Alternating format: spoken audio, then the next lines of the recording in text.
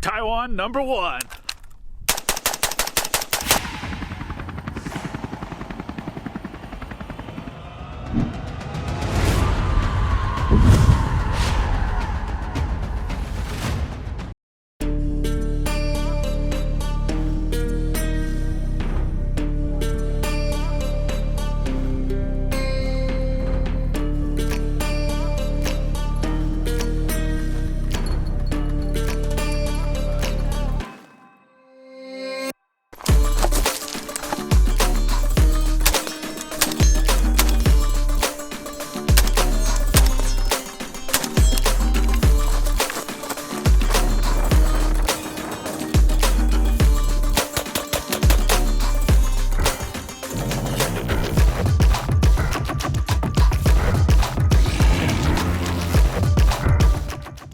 Alright, what's up everyone? Today we're going to talk about an iconic Taiwanese service rifle, the Type-65, or other known as T-65.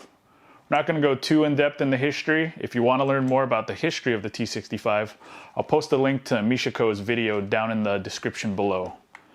Some basics behind this though. This rifle was designed in the 70s. The 65 in the name actually stands for the 65th year of the Republic of China. It was built loosely based on the AR-18 because there's one big key difference.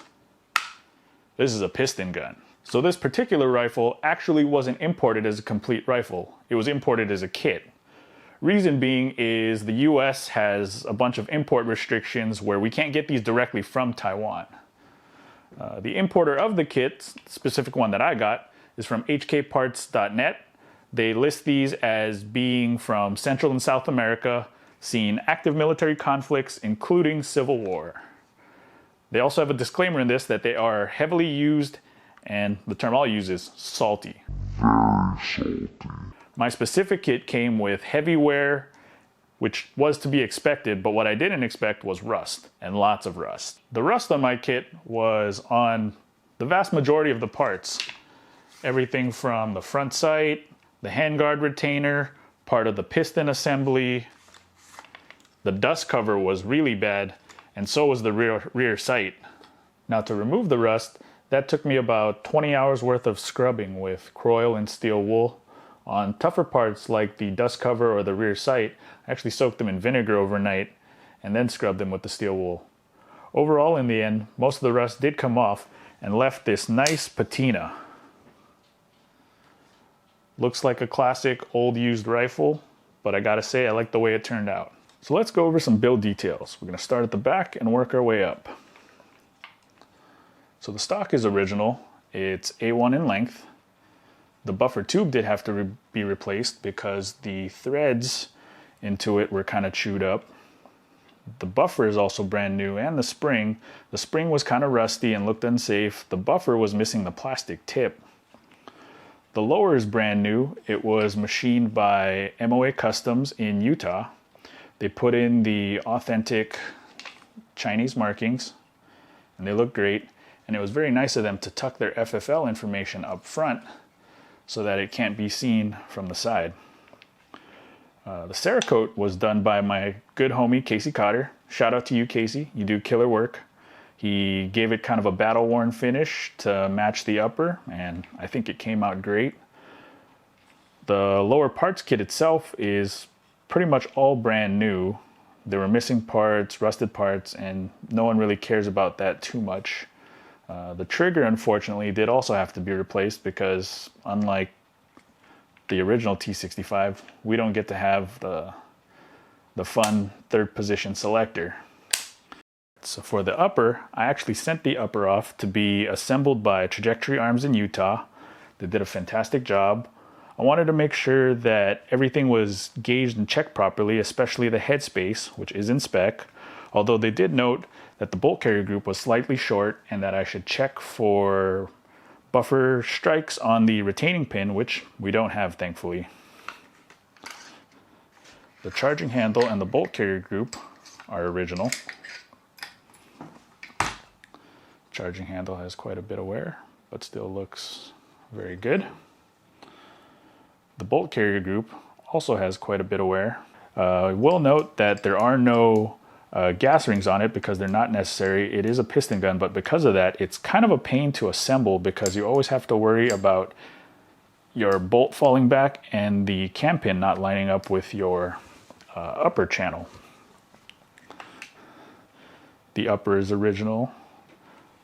The rear sights, this is the part that was actually really rusty. There was rust all deep inside there.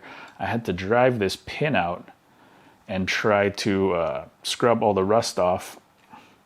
You can kind of see all of the pitting left over. Try to get rid of that, but for the most part, I think it looks okay and kind of adds some flair. Let's see, we can take off the handguard, well, the upper handguard. The bottom one is not meant to be removed.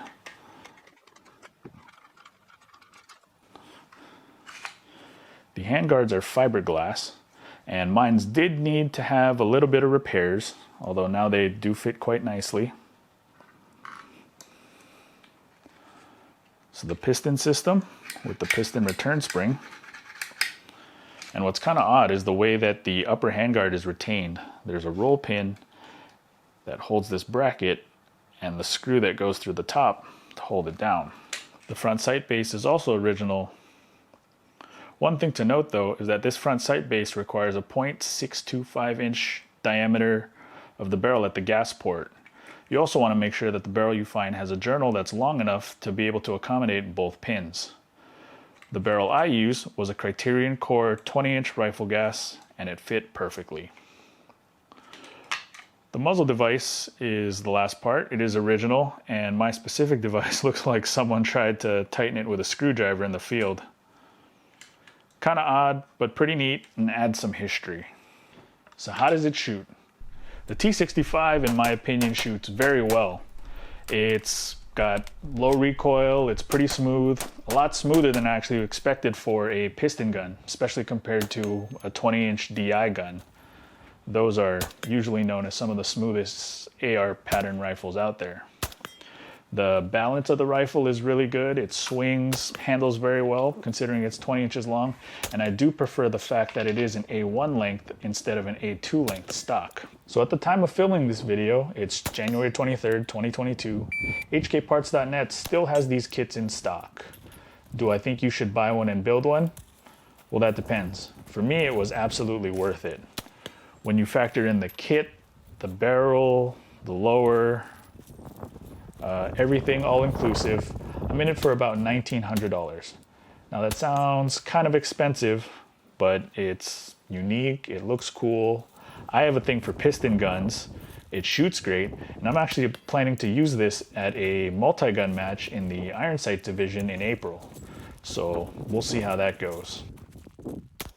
So that's all I have for you guys today. If you found this content useful, go ahead and like and subscribe. Leave me a comment, ask me any questions. I'll try my best to respond. And most importantly, get out there and shoot, because there's a lot of people who buy guns and can't shoot, and I don't want you to be one of them. Take care.